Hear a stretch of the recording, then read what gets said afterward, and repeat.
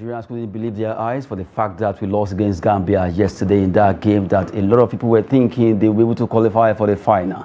That's football. Welcome here on the show, 360 Sport on Trust TV. I am Adeni Ajishafe. Well, that's the first story we'll be looking at, where the Egypt 2023 under 20 AFCON taking place in Egypt, where we lost out against Gambia in the battle for the finals. Flying Eagles fall to the Gambia, played Tunisia for bronze. So painful because a lot of people were thinking we were able to do it against Gambia. Gambia fought hard. Kosilov Vojang, who scored our goal in the 8th minute, and also we got a penalty in the 86th minute and we could not score it. It was a tough one, looking at how it actually went there in that particular game. I have in the studio Noel Samson. Let's talk about this. Good morning, Mr. Adeni. It's really disappointing performance from our boys yesterday. We expected we're going to qualify for the finals, because if you look at Gambia population-wise, tactical-wise, every other wise, they're not up to Nigerians. But it's football. You cannot underrate any country. You cannot silence any country. So that is what happened yesterday. That's why we had the penalty at the 86th minute, and we were able to convert that into an equalizer. Something that, even we had the penalty, we were all happy that yes, at least. Okay, this could be the chance for us to equalize and then see if we can play extra time and all that. So we're all happy. We're like, yes, we should be able to score. But when we lost, what is happening, God? This is not what we planned for. So it's quite disappointing. But Gambia winning us. Gambia is not up to Ekiti when we talk about population. Why did you mention Ekiti? Because I'm surprised, because it's quite... It's in the land that's talking geographically now. Yes, so when we talk about... So why are you then? Why should Gambia deal with us? We have over 200 million individuals attend us. Gambia now win us. It's quite something that we disappointed, but it's football. Those people, they had a game plan which they mapped out, and fortunately for them, it worked out for them. And we seems to me we are not prepared for that game plan. Probably we underrated the Gambians. That's why we lost to them. So it's a preparation for the next stage that came, the next set of competition. We shouldn't underrate anybody. We should try and put our best, because I actually thought we were going to win the competition. That was just my pure mindset. Even though if we defeat Gambia, my fear has been Senegal. Senegal met us in the group stage. They defeated us 1-0. And you saw what they did. We'll be coming to that particular story later. You saw what they did against Tunisia. Now, if we meet Senegal with this performance that we displayed against Gambia, against Uganda, the only match that we actually marshal command in this tournament was against Mozambique, where we scored 2 goals. Yes. Against Egypt, we scored 1 goal. Against Uganda, it was an own goal. And then you look at against Gambia, they defeated us.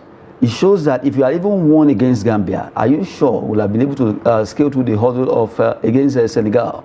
The way they are playing. What I believe in football is not about give me tiki-taka for 120 minutes. Let the possession be 98-2. The end result is what is most important. And the end result was what mattered yesterday when the Gambia defeated Nigeria. The end result was what mattered. What is what always matters in the game of football. It's not about how skillful, how you play with your team play together.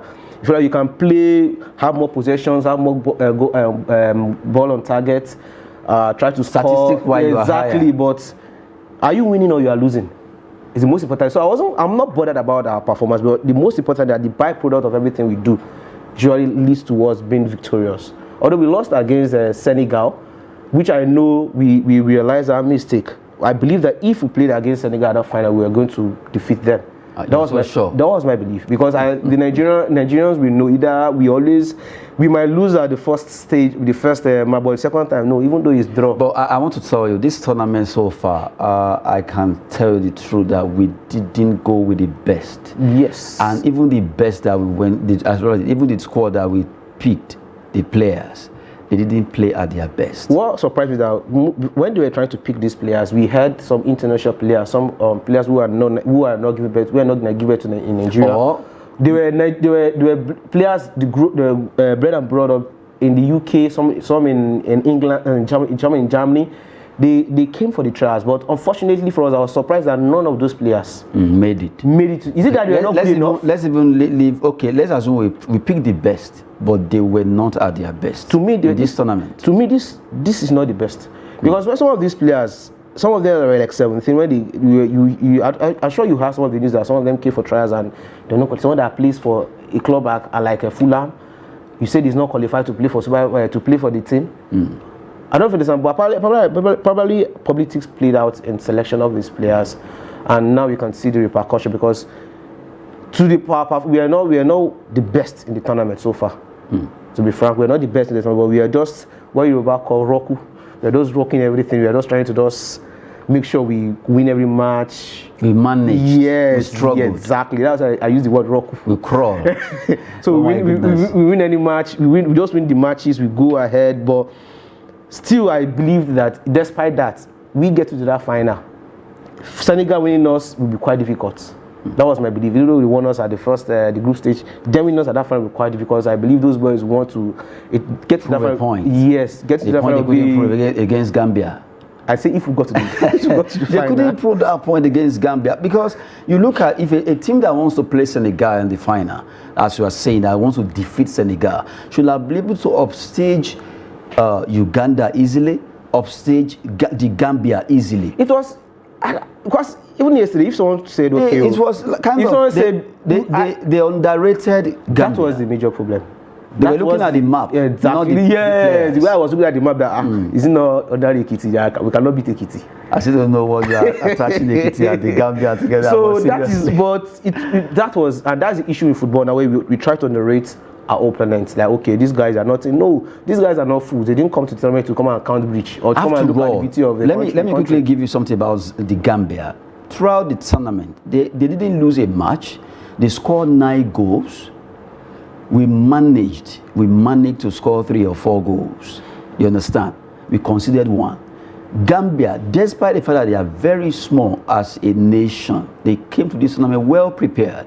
And as a team, well determined. Even Senegal needs to be very careful of that score. Exactly. Because immediately they scored that goal, they held on from 8 minutes till we got a penalty in the 86th minute. What was happening? They held on till 86, and when we got the penalty, that would have been the chance. I still don't understand what went through in the mind of that particular player, Abdullahi, that he couldn't score it, and maybe he was overwhelmed with the fact that Nigeria is on his shoulder now, so he felt too heavy. Is he the president that you don't be scared? Well, as at that moment, he was Nigerian president. So it was, but seriously, it could be very kind of scary, you know, when you are to do that.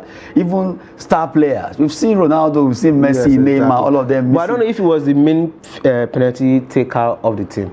Maybe Ladamo should be the one to answer that one. But really, you should have converted that spot kick. If you had done that, was the best opportunity so far. 1-1. And then, if they end that way, okay, extra time, and then we go on to penalty shootout. I believe if we equalize that match, the ginger will be there, the motivation will be there. Then I'm sure before the end of the whole extra time, then we might have scored another one again. But immediately we lost that penalty, and it's over. It's so painful that Nigeria right now, they've been out there for the race for the final, but they will still have a chance to take a shot at the bronze medal as they fight against Tunisia, who also fought hard against Senegal, but they couldn't do it. Now let's look at the second story that has to do with Senegal. Senegal trash Tunisia 3-0, qualify for final. You see the Senegal now, they are ready for this. They defeated them 3-0, silenced the North African side. And we are going to be facing Tunisia. And don't be carried away with the fact that they lost 3-0 against Senegal. We have to be very careful. Because I won't lie to you, this Senegalese junior team, the Junior Teranga Lions, they've been very, very fantastic and prepared for this tournament. So, beating Tunisia 3-0, good one. Now they'll be facing Gambia in the final. Why will be facing Tunisia? We should be careful with the Tunisians because it's like an injured lion. They want to attack back with full force. So we shouldn't. Now I'm sure we won't underrate the Tunisians. That is one thing about us. We will know we won't underrate them. We have to be much prepared. But the match I would not want to watch is the Gambia and the Senegal. You don't want to watch it? That I want to watch. Okay, you love to watch. Yes, because it's a very, very, very. Both of them seems to be prepared. Yes, a very, very tough match where you see.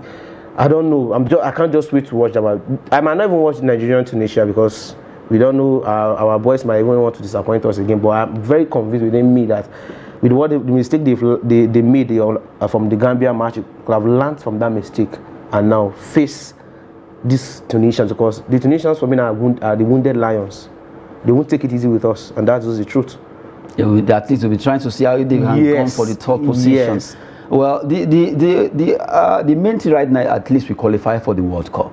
Yes. At least the last 4 teams. But with this performance we have, and maybe by the time by the time they want to go to the World Cup, the coach, if he's still there as a coach, will be able to fine-tune the team and look for those players that he needs, and those he doesn't want, he will drop. Yes. And let's see how he can now impact that compact team that will work together as a team. Because with this our performance here now, going to the World Cup with it, I'm not sure we'll pass the stage. Before then, hopefully they will at least fine-tune the team to that particular best squad that we want to at least present at the World Cup. That's the third story now. That has to do with Bosso.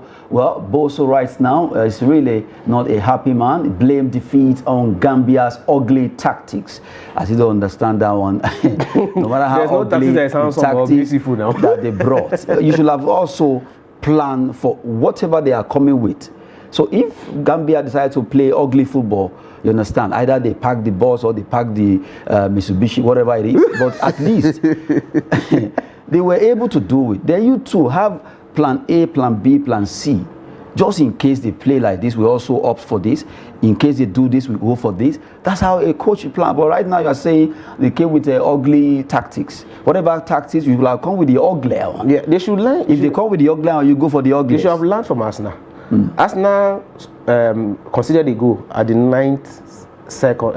The first minute, the 9th second there, and before you know, those guys had another one. And Bournemouth, right? Yes, and it was surprising that Arsenal played till the second half. 2-1. Then they equalized before they scored. The Bournemouth guys packed the bus. And if you look at the match, there was a time you will not be thinking, these Bournemouth players, are they having a red card? Because Arsenal caged them, and those guys, upon how they held the defense, everything, they could not. Arsenal penetrated. Then why didn't you do such also too? Okay, we considered the goal at the 8th minute. True. But why didn't we try everything possible ways to make sure we break that defense of theirs? If it's to play outside the 10 shot, okay. If it's to change the midfield and bring someone who is more creative, who can create more chances, maybe probably how to beat the defense, to give passes, to score. That should be something you should have done. Not telling us that the players, the Gambia team had an ugly tactics. Now, what do you? That's why I say if they have ugly, you go for uglier. Yes. Now the main thing is for us to just win. They want to win. And it's right now. Nobody is looking at the ugly way they play. They won. That's just the truth. And the ugly, it worked for him, because now they packed the bus. It was like when you pack a Marco Polo bus to a small. How would you score? And he's working out. He worked out for them. Why you look for a way to push that Marco Polo bus out of the... I also saw another headline saying football is cruel. Well, according to him, that okay, we played. But I think so far in this tournament, let's just tell ourselves the truth. We've not had the best of time.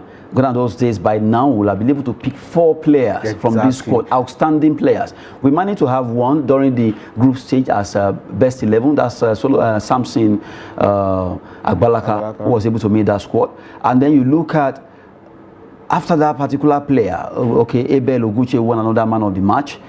But before, by now we have at least 4 players that made the best, as in best 11 of the tournament, of group stage. I was even surprised when they said none of our strikers even scored a goal. Yes, none of them scored. So the goal have been coming from either defender or midfielder or there. Then you can see it was from this particular time. And we've been goal shy at the front. It's as if the strikers have not been able to get a very good shot on target. So I don't think there's no big team or the head coach of the Supers will want to look, okay, let me pick from these guys. If you can play like 4-5 matches and you cannot even get a goal, then why are you a striker? That's the most important. It's from this particular under-20 tournament, likes of Mikel, Taiwo, Seth Fabregas, Sergio Aguero, Lionel Messi. It's from this particular tournament, the 20 tournament, where we have been picked out to be one of the best players in the world. So I think in recent time, one of the best players Nigeria has so far has been Mikel Obi, and it's from this particular tournament at the World Cup stage at under-20 we picked him out. From this particular our own team now, I don't think there's particular player you can just Except for the defender, that's Agbalaka now that we can pick up. Although individually, I saw a very talented Haliru Seriki, very good player, but this tournament, he hasn't been as his best. I saw Ugbenu from Nasarawa United, fantastic player, also has not been able to display those talents he has been displaying before. And you look at the defender I mentioned, Agbalaka has been a bit okay, he's having an edge above others if you are to rate the highest among them. But really, by now, we ought to have at least 3 or 4 players outstanding. You have big teams even going after them in Europe. Exactly, that's what I'm saying. But I'm not sure there's no one even talking about them. Well, maybe the scouts are even scared to probably at the World Cup. Anyway, we've been talking about the AFCON under 20. A lot of drama there. Gambia bumping out Flying Eagles of Nigeria, defeated them 1-0. Coastal of Bojan, who scored in the 8th minute, and we were ousted in that game. And we'll be playing against Tunisia for the position of 3rd there, fighting for bronze now, while Gambia and Senegal will be fighting for the final for the gold. Well, even though they can't go for the gold, let's see what if they can actually get the bronze. And also, Senegal really did well against Tunisia, thrashing them 3-0 in that particular encounter. Away from that, let's talk about matches that were played yesterday. About 4 matches in Europe. Monday results where Brentford did well, defeating Fulham 3-2 in that encounter. You have to look at Ivar Toney and a fantastic player. Looking at that, let's talk about Brentford versus Fulham. Brentford-Fulham, a match that if you want to look at the 2 teams, you want to rate Fulham higher. Yes, but Brentford really did well. Because of Fulham's recent performance, yes, you want to rate Fulham higher, but so surprising. The game went on around in favor of Brentford. Fantastic performance from the Brentford team players and a very good coach there. So I was happy they won Fulham because they disgraced Chelsea. So you were happy that it was yes, they paid them back? Yes, you cannot come and disgrace us and you want to go like that. What's a way to analyze? Now because Brentford beating Fulham, now you are happy because Fulham defeated Chelsea. So it's a way of paying back. And Williams scored. Are you not in the same city of London? Well, they don't know that where they scored us and won us. Oh my goodness, let's look at the way the table is right now. After that particular match was played, Fulham, although still among the top there, they are still standing 7th on the log, despite that loss against Brentford. Brentford right now, they stand 9th on the log, they have 38 points. Look at it, 38-39, Brighton ahead of them. Just a point. On goal difference, 14. They have 7, you have Fulham, 39 points. Yeah, it's a very, you can see from the 6th to the 9th position is quite just 1-2 points between them. So any slip from any of the teams there is going to be a big blow to them. So it's a very nice one that despite Chelsea winning their last match, it seems we paid for that 10th position. We paid them that want to be there. I don't know what's our problem, but we believe there's hope. And you can see Arsenal there, very nice on Arsenal. I'm proud of the Arsenal players. Really been fantastic despite conceding a goal at the weekend 2-0. They went and won the match. Fantastic performance from Man City too. For Man City, 7-0 performance from Manchester United, and a good one from Tottenham to Liverpool. So you can see they want to force a very tough. It's also a very 1-3 is a very tight range between them also too. So everybody should be careful. But you see from number 6th down to number 9th, it's a very tough one. Down to number 10th, everybody should be careful. Any slip for any play, any draw, you don't need any draw. Now what you need is just a win to the end of the tournament, to the end of the season. Well, from the way it is right now, 12 matches for some clubs, 13 for some, and even 14 for the likes of Brighton. But it's a tough one there, and it's a big battle in the race for the Premier League trophy. While we are talking about Brentford versus Fulham. They defeated Fulham, but right now they are still standing 9th on the log. Quickly, let's talk about Spanish match also. The games that were played yesterday. We have Osasuna playing against Celta de Vigo. It actually ended 0-0 in that particular encounter. And now let's look at how the table is as the 2 teams play. They have to share the point there. That's Spanish La Liga. Osasuna are standing 8th on the log with 34 points after getting just a point. They were down before where Atletico Bilbao was last 9 position, but right now they move up by just a particular point. A point added to it. Yes. And now let's look at the other side where Celta de Vigo are also trying to see where they will be moving to. Well, right now Celta they are actually standing 13th after having a point added to their own. So they were falling from 26, now they move up with a -8, and you look at it from the way it is, it's still surprised to see Sevilla and Valencia down that particular very surprised. I don't know what's happening to this one of the two. Sevilla, we call it European Kings. I don't know where we are, 17th of the table, and Valencia 19th. I'm really surprised and really. That's football. It can happen at any time. Quickly, let's look at the other result. The two matches that we played in Italia and Serie A, where you have Sassuolo against Cremonese there, and Torino also playing against Bologna. 3-2, 5-goal thriller from Cremonese versus Sassuolo. Serie Dessa scoring a brace for Cremonese, but it was not enough as they lost out against Sassuolo there. Torino pipped Bologna 1-0. Let's look at how the table is standing after those two matches were played. You have Bologna right now. Bologna and Torino, they are still among the big boys there. 8 and 9, 35-34, following them. So despite that loss for Bologna, they've done the business before the match, so they still have that chance. Torino, they got 3 points. They were in 31 points. Now they added just 1 point difference between the two of them. 35-34. It's a good very one for competitive table there.